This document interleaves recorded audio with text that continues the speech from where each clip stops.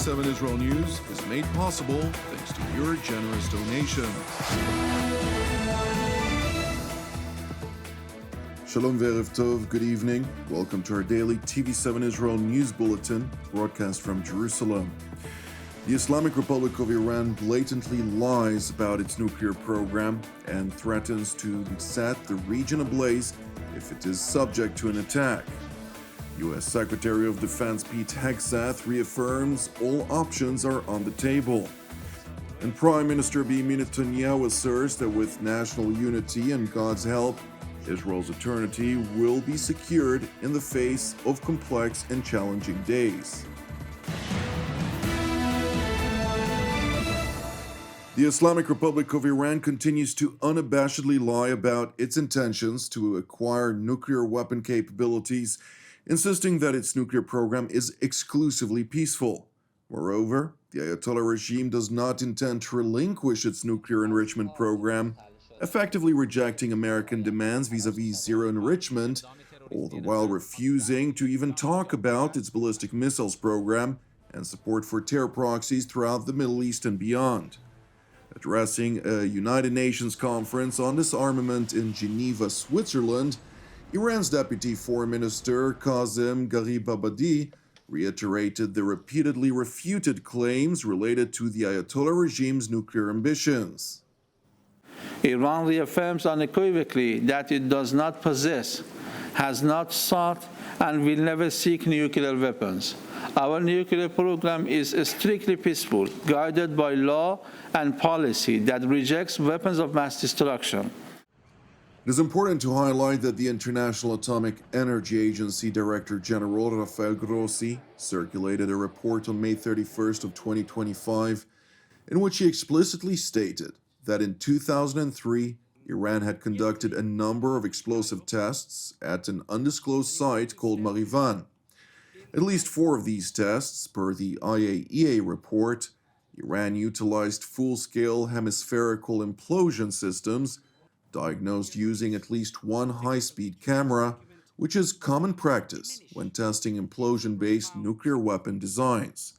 The Islamic Republic did not halt its activities there, since the IAEA further reveals that Iran also prepared to use neutron detection equipment for future tests, and that it actually conducted a preparatory test of blast shielding for this neutron detection equipment.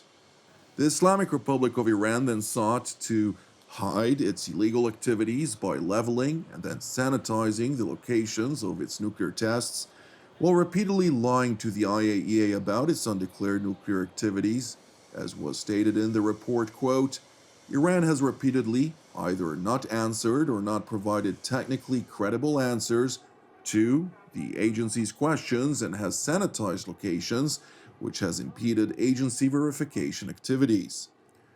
And while Iranian officials continue to claim innocence, the IAEA had raised the alarm in a separate report, quote, the significantly increased production and accumulation of highly enriched uranium by Iran of near weapons-grade material, the only non-nuclear weapon state to produce such nuclear material, is of serious concern, and Iran's decision to remove all of the agency's equipment previously installed in Iran for JCPOA-related surveillance and monitoring activities has also had detrimental implications for the agency's ability to provide assurance of the peaceful nature of Iran's nuclear program. And while the UN nuclear watchdog could not have been more unequivocal in its assessment, the Islamic Republic of Iran is under the impression that the United States would fall to its undeniable mastery in negotiations, regardless of American demands, to preserve its nuclear enrichment program.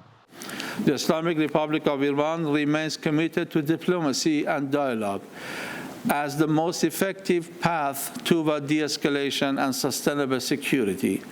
Recent diplomatic engagement here in Geneva, which will continue this Thursday, demonstrate that a new window of opportunity exists for negotiations to address differences and build confidence.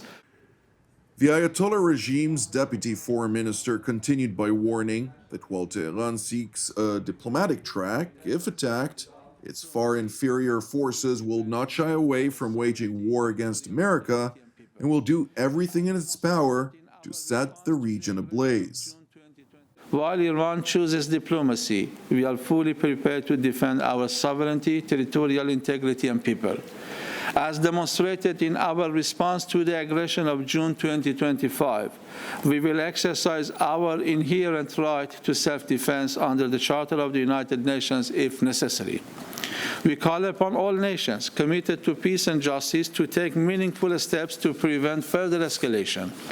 The consequences of any renewed aggression wouldn't remain confined to one country, and responsibility would rest with those who initiate or support such actions.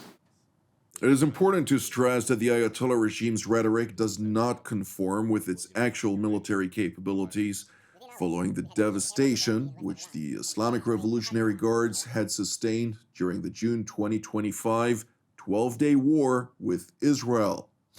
Separately, while the United States is continuing to build its forces in the region, a decision to employ American forces has yet to be made.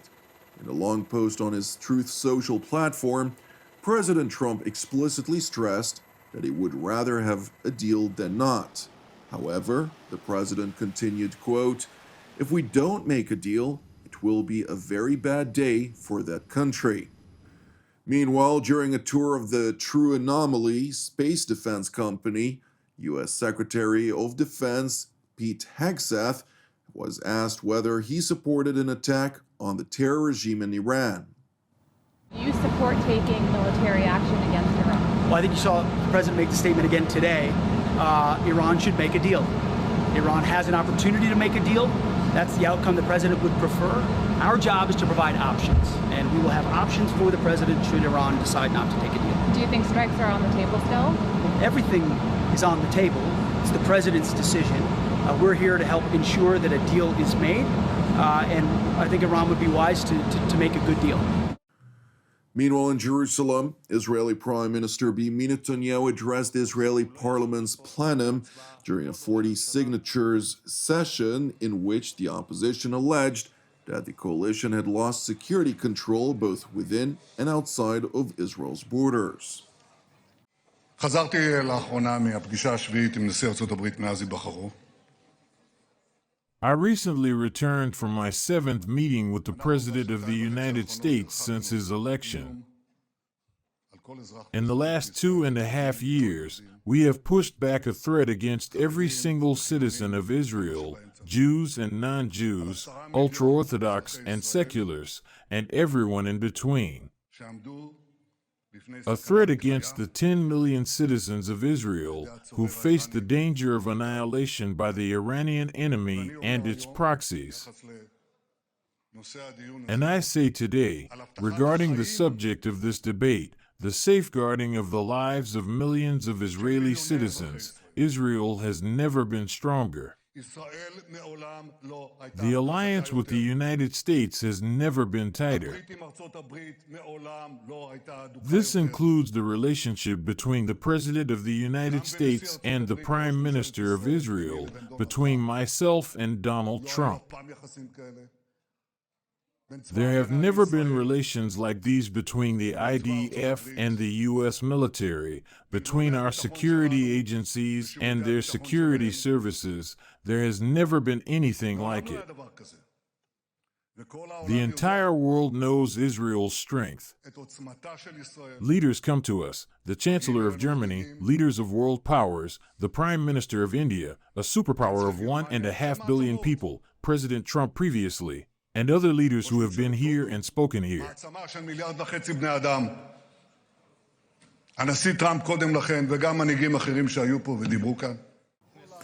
Prime Minister Netanyahu concluded his remarks by stressing that while Jerusalem faces complex and challenging days ahead, with national unity and God's help, Israel will prevail.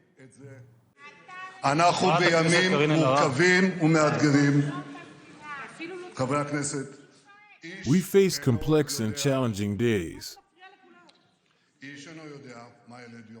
Members of the Knesset, no one knows what the day will bring. We are keeping a watchful eye. We are prepared for any scenario. I have conveyed and clarified to the Ayatollah's regime that if they make what might be the gravest mistake in their history and attack the state of Israel, we will respond with a force they cannot even imagine. This is not the time for bickering. In these days, on the eve of the Purim holiday, in those days, as at this season, we must close ranks as a nation and stand shoulder to shoulder. I am confident in our strength. I trust our commanders. I trust our male and female fighters. I trust our people, and I trust you, citizens of Israel. We have already proven that when we stand together, we achieve greatness. On the eve of Purim, we will stand together, and with God's help, we will ensure the eternity of Israel. נעמוד יחד, ובעזרת השם נבטיח את נצח ישראל. Thank you for watching TV7 Israel News, which is made possible by the generosity of our viewers just like yourself.